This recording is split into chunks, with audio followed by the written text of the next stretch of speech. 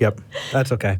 All right, so I saw that we had somebody named Vince in Nashville that I really wanted to take.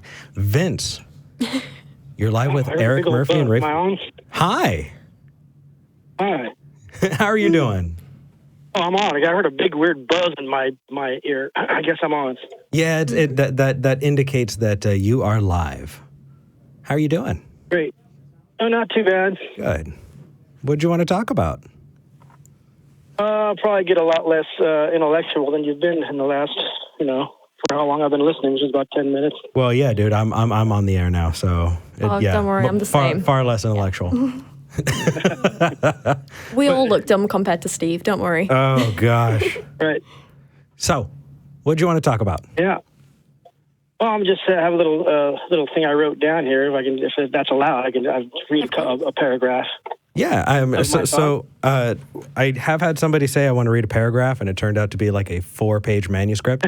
So that's about 5 or 6 lines. You're good, man. Go right ahead. Okay, God, of course, does exist. It has existed in all probability long before humanity existed.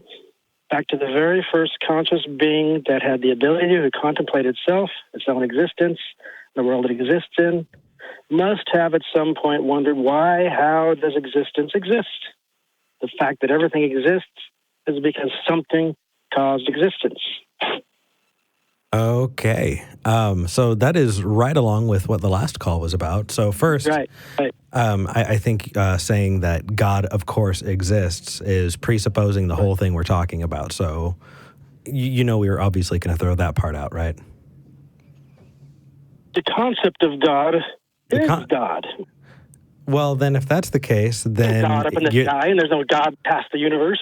Well, then are you saying that God exists in the same way that Harry Potter exists? I guess it's in your imagination. It's God is in my consciousness. My consciousness exists. God exists. Well, then there you go. He exists in the metaphysical substrate. Has a deeper truth. Sorry, I'm not. Who cares though? Why should I care about an idea that people are spreading if it doesn't? When we talk to people who say that they believe in a deity, they're usually talking about consequences of hell and justification for bigotry and a lot of these things that separate families and cause people to disown each other.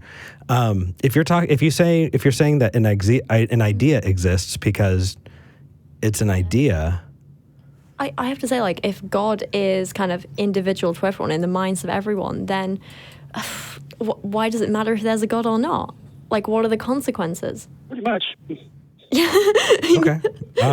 So what? That was just a little side thing, though. Oh, that's a side thing. The main thing is what's that?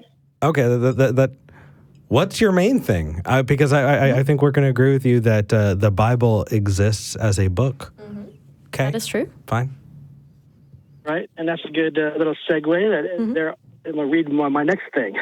How many things do we have? Just these 2, and then we can talk about them, I guess. Okay. There are no contradictions with reality and what the Bible says that can't be overcome by what the Bible says. That's why this... I think if you're willing to cherry pick all of your favorite stuff and not read all of your least favorite stuff, then you're right. All of it. Every bit of it. Every bit of it. So do you think if I found a contradiction in the Bible and you couldn't justify it, then what? That's faith. Who cares about faith? This proof is not allowed. Evidence is a no-no. And this faith is the main thing in the God and Jesus Club. Okay, who cares though? If you're talking about concepts in a fiction book that has no consequence, why the hell should I care about what's in it? I'm just saying, how can you? I'm just saying, basically, you can't win an argument with I guess, the Christian religion based on that. Well, of course you can, because if people are using the Christian religion and the Bible to justify their actions, but God is individual to everyone and only in people's minds, then how can you use that to justify the actions of other people? How can you say you shouldn't be able to get married, or you shouldn't be able to have kids, or you shouldn't treat people this way because my God in my head says this? How can you say that? That's exactly what you say. Because that's what my God from the Bible says, and I'm taking it on faith. That's fucking horrible. Yeah. Why would you want to live in that world? All right. There's a God in my head who wants you to go and jump off a bridge. Are you going to do it? I mean, you can't argue against that. Yes, you can. Yeah. You completely can. That's the answer to the argument. It's faith. Well, okay, hold on a second. So let's try this exercise. What was your example, Rachel? There's a God in my head, and you have to believe he's there because faith. And he wants you to jump off a bridge. And my God says that, and I've got this book. Okay, and I say, but I'm gonna fight you on this because No, my God says that you have to do it. Oh. Yeah. But what if I want to argue with you about it? You can't do that. My God says you can't. Oh, is it because you have faith? Yeah. Well, fuck, I guess I have to jump off the bridge. Is that Sorry, what we're Eric. talking about? Exactly right. Wow! Oh my gosh! What? I mean, isn't that it? I mean, it's... No, what? I'm blowing out the microphone. I'm yelling into it. What? What universe do you live in, man? We have to live in this world together, which means we have to share values and we have to talk about those things and agree on them. Jump off a bridge? How many way more terrible things are in the Bible than jumping off a bridge? I agree. Yeah. Slavery, killing your kids, is that okay? Well, if it's faith. According to the religion, it is, right? Hold on. Are you trying to justify this or say that it's bad? Are you a Poe? A Poe is someone that's so ridiculous that you can't tell if they're joking or serious. I'm guessing this is what the religion is. I mean, if it's all based on faith, then you have to believe everything on faith. That's the religion. That's the main thing in the religion. Do you agree with it? Oh, I don't agree with it at all. No, heck no. Oh. Why are we talking then? What was this about? How can you get an argument if that's what the Christians should be telling you, right? No. Okay, hold on. Because that's strawmanning their position. I've talked to plenty of Christians who have wildly different beliefs because they justify it based on whatever parts of the Bible they want to take. And if I really want to be honest and an honest interlocutor, hold on a second. The entire Bible. Vince, let me finish. Let me finish, Vince. If I want to be an honest interlocutor, I need to listen to what they say and what their points are to be able to honestly engage with it, right? If they don't believe exactly what you said, but they still want to discuss how they define and see their deity, then I can A, write them off and say, well, I'm not talking about that, or B, openly listen and engage with where they are. While that's a great straw man, or you know what? Honestly, no, it's not just a straw man. You can steel man some people's positions that way. You know, if they say this is exactly what I believe, then you can address it just that way. But if they don't take that position, you're stuck with who you're talking to. Otherwise, you're just being dishonest.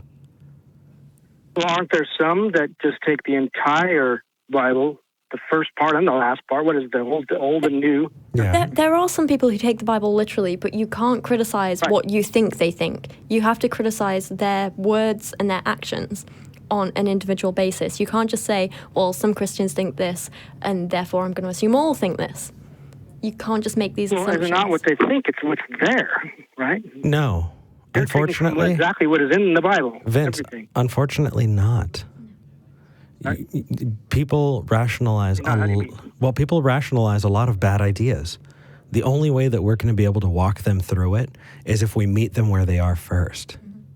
It's an argument that I had with someone at the American Atheist Convention at the bar. So they said there is no reason to be charitable in listening to these Christian callers, and I said then you are never going on my show, and there is no reason for you to initiate conversations with them. You need to be able to listen and engage from there. You have to. Conversation is a two-way thing. Even if you go into it thinking you're not going to agree with anything the other person says, you still need to listen to them and give them, the time of day. Actually consider what they have to say. You can't just go in there thinking, this person's going to be wrong, so I'm not going to bother. Or they're absolutely stuck with, a literal interpretation of the Bible. Because that's what I'm saying. The literal interpretation of everything in the Bible. Yeah, we got you. But okay, agreed. And when you talk to somebody and they say that's what their point is, you can critique that. Yeah. And even then, if they say I have faith, then you can say, do you live the rest of your life that irrationally? if you want to talk about what rationality is, right? If you want to determine whether or not the evidence is sufficient to warrant the belief, then you can. A true Christian who is going completely. Whoa, doesn't hold care on. about that at all. Rationality doesn't matter. No, Vince. You just committed the no Maybe true there's nobody Scotsman like that. I don't know, fallacy. I'm just guessing. Vince, you just committed the no true Scotsman fallacy. So what was that?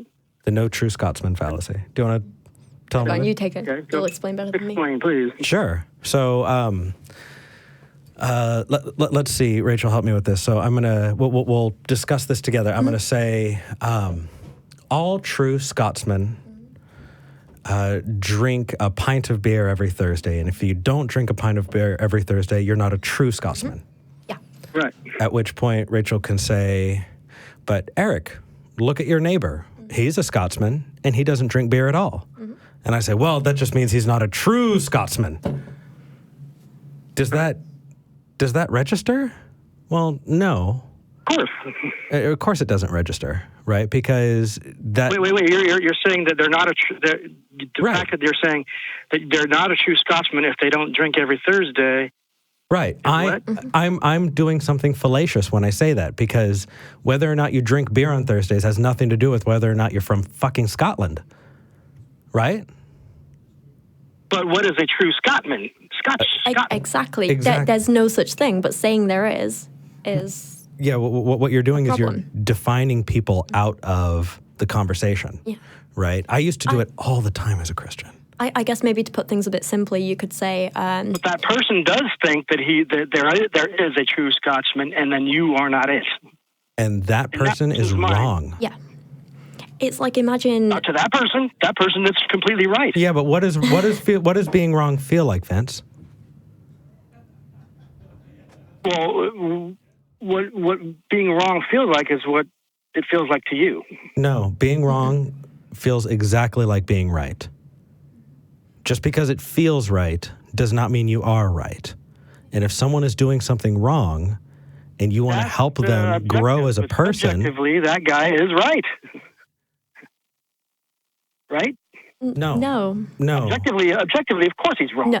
Yes. Yeah. Objectively, in his own mind, he's completely right. And that's where you need to step in and say, hey, let me help you with your epistemology. Let me help you learn more about the world around you so that you can be better at understanding you cannot things. help me. It's in the Bible. It's there, and Vince, that's it. You can't help me? What do you mean? Vince, the Christian hat doesn't look good on you. Take it off. I'm talking to you.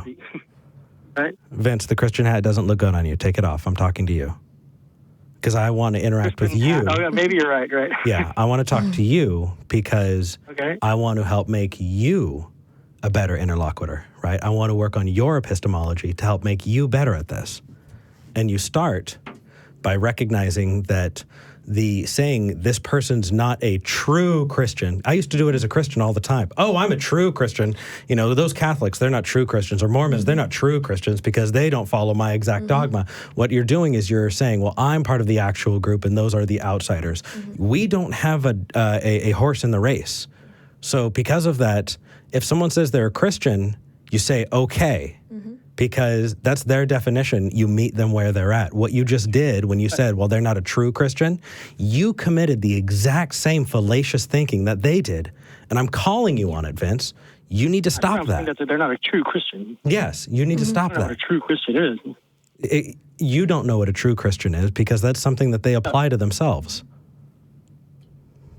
Right? A Christian is a Christian. If they say they are, I'm going to say okay, because why would I make them meet whatever tests that I have so that they can prove that they're a Christian to me? That's silly. Right. You're better than that. So don't fall into that line of thinking. I'm helping you. We're helping you here. Mainly what I'm asking is what is the intention of the Bible and all the Bible stories? Way too complex for a single answer. And honestly, if I were to presume to, then that presumption would be ridiculous. Yeah. I think... But it is there. All those bad things are there. Yeah. I think if you want to take a very, very, very simple kind of look at what the Bible is, take it as stories and lessons of how to live your life, if you want to look at it like that. Take them as kind of like metaphors and allegories and almost like fables. I don't know if you've ever read like. Right, but I'm not taking any of it like that. But no, you don't have to. But some people do. Some Christians wouldn't believe that. They would say, "No, I'm not going to take it as a metaphor. I'm taking it as honest as the truth." Oh, completely. There are some Christians who take the Bible literally, but you critique their individual views. Not all Christians. You can't. I'm saying those. How do you answer those that take it literally? Okay, that we can do. Yeah, that's a well-phrased question. For those who take it literally, how do you address it?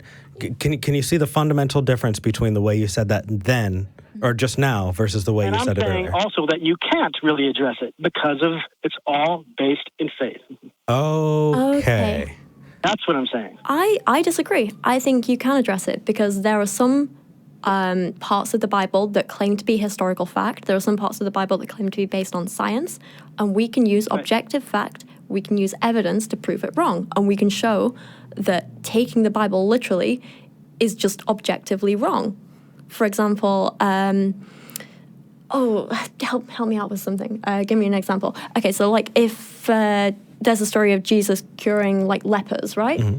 We have no evidence that actually happened. So the people who want to take that literally, we'd have to say, no, wait. Until we get some evidence that Jesus cured lepers, or a person called Jesus cured lepers, or a person who claimed to be the Son of God cured lepers, until we get some actual solid objective evidence of that, we can't take that story literally. We can just take a message away from it, if you want to interpret it. But of course all they have to say is, well, I don't have to give you any evidence. I'm taking that on faith. At which evidence point? Is a no-no. I don't need. Okay, then. Proof is a no-no. It's faith. Yeah, Vince. What we do on this show is we say, "What good is faith then?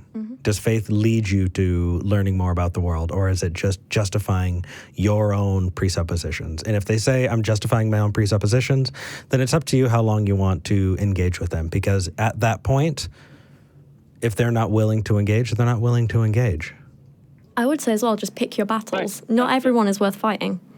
If a person is taking the Bible literally but not harming anyone, then, to what extent that's the only thing you can fight do, really. That is the only thing you can do. I disagree. I know what you mean, but I mean, like, to what extent? Not saying don't. Yeah, I think it totally depends on, they might not be harming someone, but if they're still willing to have the conversation. Yeah, of course. Absolutely. Yeah. No, I just mean like, passing a random person on the street. You don't want to be like, well, you. Well, you're just wearing a sandwich board, right? There is no God, fight me, right? Yeah, we're not doing that. But from there, man, it's just totally up to you. Yeah. Right. So I hope that helped. Very good points. Yeah, I hope that helped. I'll just find to be devil's advocate, basically. But my main thing is. Oh, you had that wasn't the main thing, Vince. You're burying the lead, man. Not. Come on, help me out here. All right. Last one. The universe created consciousness. Consciousness created a creator of the universe. Vince, that's amazing. Do you believe that, or are you being sarcastic? This is what I believe. Is this true? Because if you're being sarcastic, I'm going to say take that hat off. No. I'm not being sarcastic. This is my kind of concept. Okay. What is? Why? I don't think we have time to dig into that, but the whole the universe created consciousness thing. I have some issues with that statement. The universe, we are the universe. We are part of the universe. Yeah, but that's just mental masturbation, Vince. Why? That's mental masturbation at that point. How's that? Well, the universe created consciousness, but I didn't really mean it really like created, because we're all part of it. Like, come on, dude. What do you mean, come on? How did consciousness come into being? If the universe consciousness came into being, so consciousness came into being by way of us.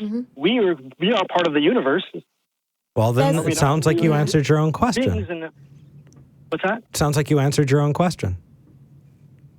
We are, yeah. Consciousness is a byproduct of having a brain. We have brains. Therefore, that consciousness exists within each of us that has a working brain. Right? Human beings and all living conscious beings are not apart from the universe. No. We're part of the universe. I did not take a position against that. Where's the rub? Because it sounds the verbiage you used made it sound like the universe had some kind of intelligence where it intended to create consciousness for a reason. When you say created, those things kind of get squeezed in with it. You have to be very careful of the words you're using. Verbiage, I got you. Yeah, but if without intent, there's no conversation. Who cares? Without the universe, there would be no consciousness. Agreed. So, as a byproduct of the universe, which is part of the universe, is us. Agreed. We are made of stardust. We're part of the universe. We are the universe. Beautifully said. That said, I think we have consciousness.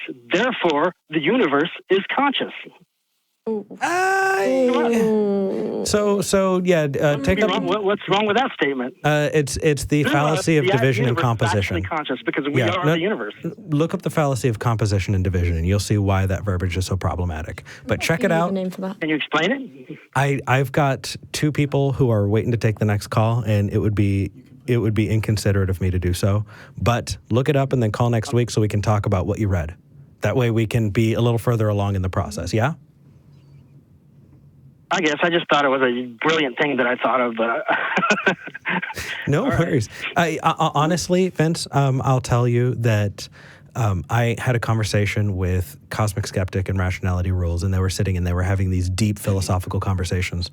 And it's more of a philosophical thing for sure. And I told them how insanely jealous I was that they get to have people to bounce this kind of stuff off of, because for years I wanted to have those discussions and I never got to. But when you can find those places where you can have those discussions, check out our Discord, check it out on Facebook. There are a lot of places where you can go that you can engage in those discussions. Oh my gosh, it sounds like you're hungry for those conversations. I know what that feels like. But look. Definitely. All right? Cool. All right. Take care, brother. All right, man. All right. See ya. Bye. Bye.